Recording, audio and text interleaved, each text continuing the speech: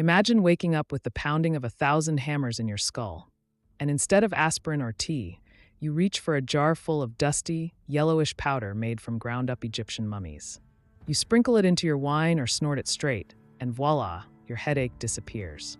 Oh, and if your equipment downstairs isn't cooperating, a little more of the same magic dust is said to bring everything back to attention. Sounds insane, right? Strangely enough, a lot of people in ancient Greece thought this was a genuine remedy. I'm talking about corpse medicine, literally turning human remains into healing drugs. Buckle up, because this is one of the wildest medical practices you've never heard of. The story starts in the marketplaces of Alexandria, where traders dealt not only in spices and papyrus, but in embalmed cadavers imported from Egypt. Those gleaming tombs up the Nile didn't just hold pharaohs, they were treasure troves of medicinal mumia. Greek physicians, always on the hunt for potent cures, saw in these dried, resin-soaked bodies an elixir worth its weight in gold. They believed that the same mystical power protecting a king in death could cure everything from migraines to impotence in the living. Imagine the scene: a learned doctor in flowing robes weighing out fragments of linen-wrapped bone and cartilage, grinding them in a mortar, adding aromatic resins, and chanting invocations to Asclepius before packaging the concoction for a wealthy client. Early texts from physicians like Pedanius Dioscorides, the father of pharmacology, include recipes for using mummy powder. He advised crushing small bits of the dark, tar-like substance, mixing it with honey or wine, and applying it to the temples or ingesting it directly. The more legendary practitioners claimed that a spoonful could banish the worst headaches in minutes. And if a man suffered from what they politely called lack of vigor, doubling the dose could bring the desired effect in no time. The poetic language skirts around it, but historians agree. Greek corpse medicine was also prescription for erectile dysfunction. As word spread, the demand exploded. Egyptian mummies became as valuable as spices or silk. Traders began slicing bits off corpses to sell fresh powder to Greek, Roman, and later Byzantine healers.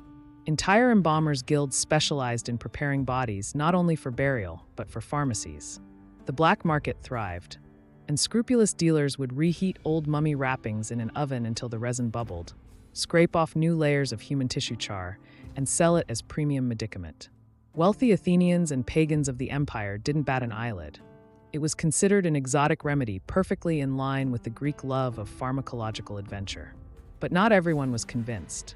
Philosophers like Galen scoffed at corpse remedies, warning that any benefit was mere suggestion. Yet his critiques couldn't halt the craze.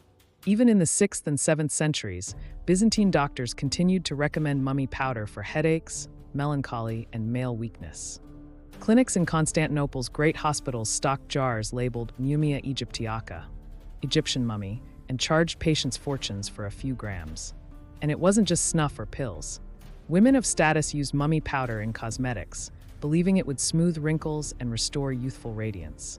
They blended it with rose water to create face masks, unknowingly smearing ground cartilage and bone fragments all over their skin. A pinch of mummy dust in a perfume bottle, and a noble woman could boast of wearing the scent of the dead, a macabre fashion statement that shocked even the most jaded citizens. Where did this obsession come from? Part of it was the magical thinking central to Greek religion. The Greeks believed that death didn't sever the soul's connection to the body completely, especially in mummified remains, where embalming preserved features for eternity. If the embalming process arrested decay, perhaps it captured the essence of life itself, locking it into resin and bandages. Why not harness that essence as medicine? It seemed both logical and mystical. Fluent in science and superstition, Greek culture blurred the lines between body, soul, and substance. Then came the moral backlash. By the late Byzantine period, church authorities condemned corpse medicine as necromantic witchcraft. In 12th century Constantinople, Emperor Manuel I Komnenos banned the sale of human remains for pharmacological uses, ordering all stockpiles of mumia to be burned. But edicts only drove the practice underground. Secret apothecaries hid jars in false walls, whispered incantations over skull fragments, and charged even higher prices for supplies that had become sacred relics. Fast forward to Renaissance Europe, where mummy powder, though stripped of its original Greek context, became all the rage. Latin translations of Greek medical texts found their way west, and suddenly London's pharmacists were selling Egyptian earth for toothaches, gout, and impotence. Shakespeare even makes a sly reference to mummified dust in Hamlet. The craze peaked in the 17th century, until critics like Paracelsus called it out as quackery, and medical science began to rely on chemical extraction instead of pulverized cadavers. But let's not forget the human toll. Grave robbers on the Egyptian sands dug up genuine pharaohs and nobles to feed demand. Centuries-old mummies, once enshrined for eternity, were defiled for their bones and internal organs. Skeletons were picked clean, bandages torn, sacred tombs desecrated, all in the name of a cure that may have been little more than sugar pill mixed with resin. And yet, the legend persists. Today you can find modern mummy powder for sale online, harvested not from ancient remains, but from modern embalming facilities recycling their waste. Some herbalists promise it will relieve joint pain or restore libido. Others swear by its archaeological authenticity, selling certified Coptic mummy dust at 3 digits per gram.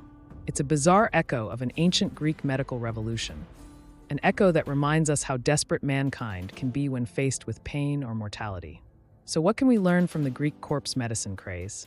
Maybe it's that our quest for healing can lead us into moral gray zones, that science mixed with sacred tradition can breed wild experiments, that the difference between medicine and macabre is sometimes just cultural context, and above all, that the human desire to conquer suffering knows no bounds, even if it means crushing the dead into powder to cure the living.